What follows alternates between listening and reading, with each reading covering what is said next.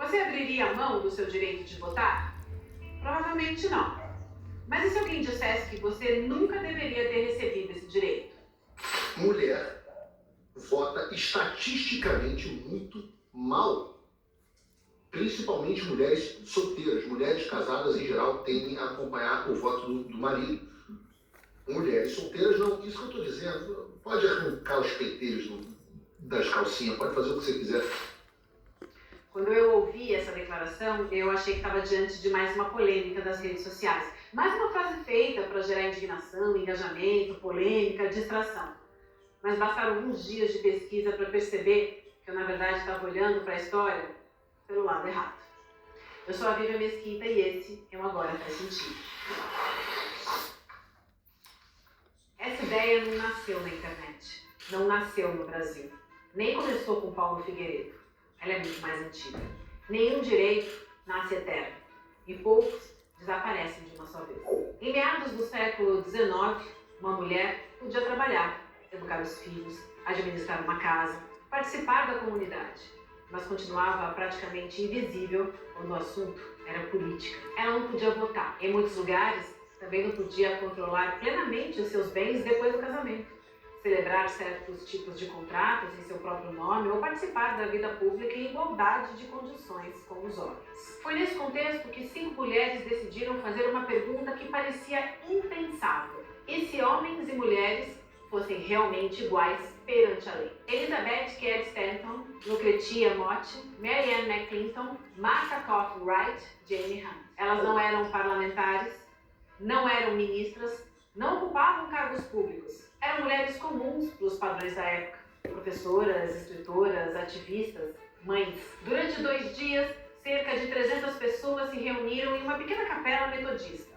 Ali aconteceria a primeira convenção organizada da história, dedicada exclusivamente aos direitos das mulheres. Ao final do encontro, elas apresentaram um documento inspirado diretamente na Declaração de Independência dos Estados Unidos. Seneca Falls marcou o início formal do movimento pelo voto feminino no país.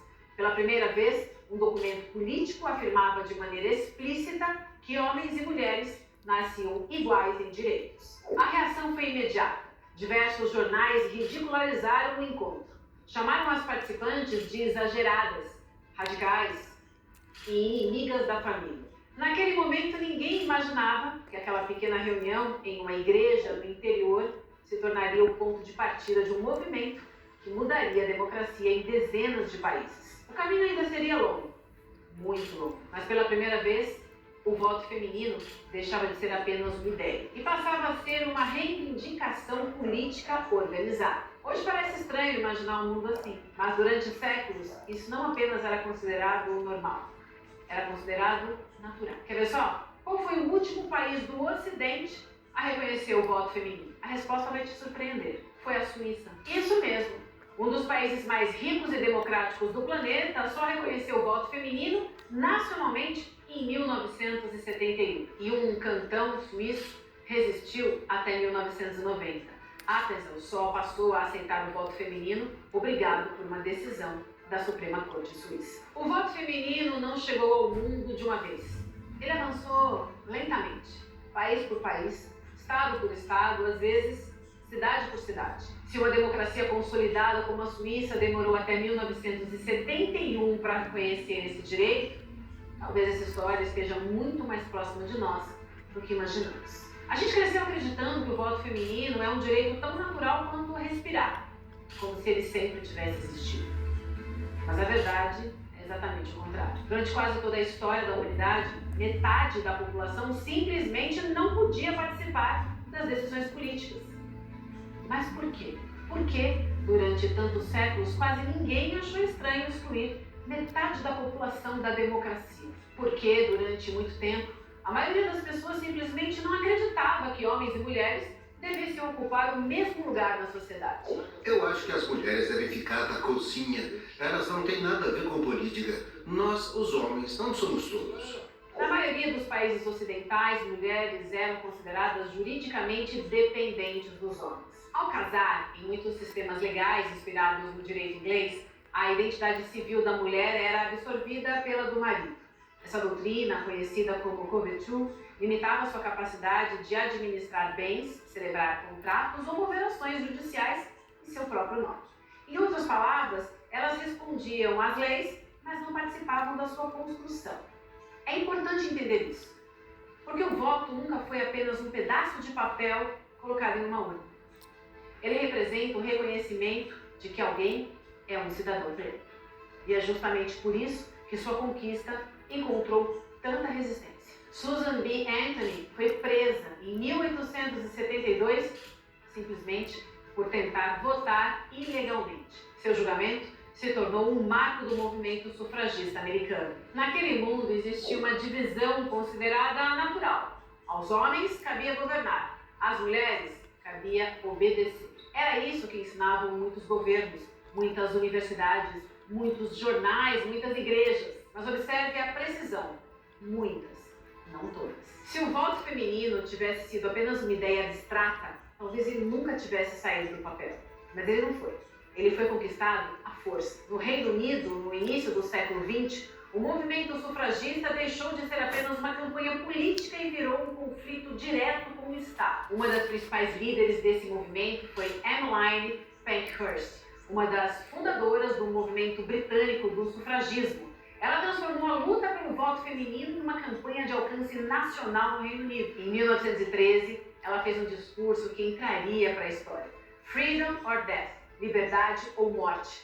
Ela defendia que se as mulheres eram obrigadas a obedecer às leis, também tinham o direito de participar da criação delas.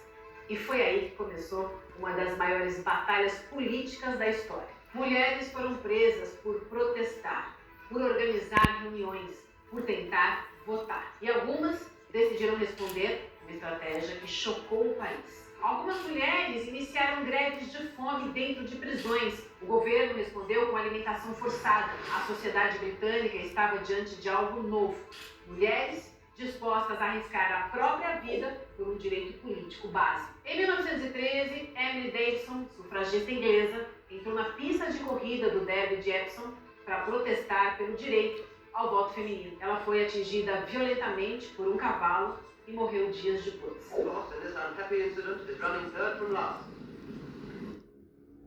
Nesse eu confio.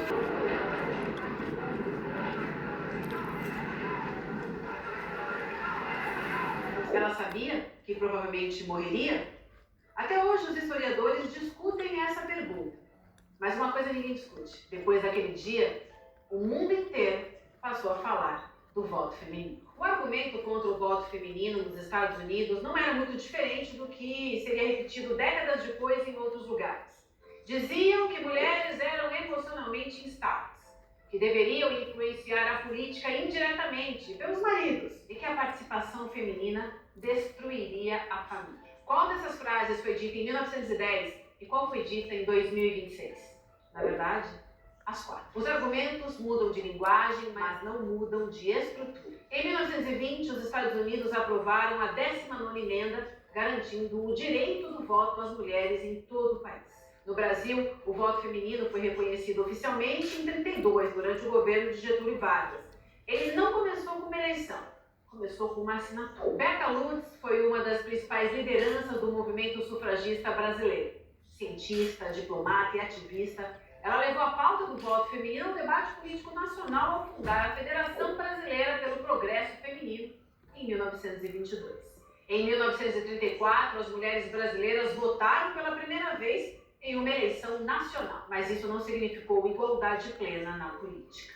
Quase 100 anos depois, mulheres ainda são minoria no Congresso Nacional. O voto feminino não foi um evento, foi um processo longo, conflituoso e, em muitos lugares, violento. Mas havia uma ideia em comum em todos esses países, a de que as mulheres deveriam participar da democracia. E essa ideia venceu. Por décadas, essa história pareceu encerrada, mas ideias políticas raramente desaparecem por completo. Elas podem perder a força, podem sair do centro do debate, podem parecer ultrapassadas, até que voltam.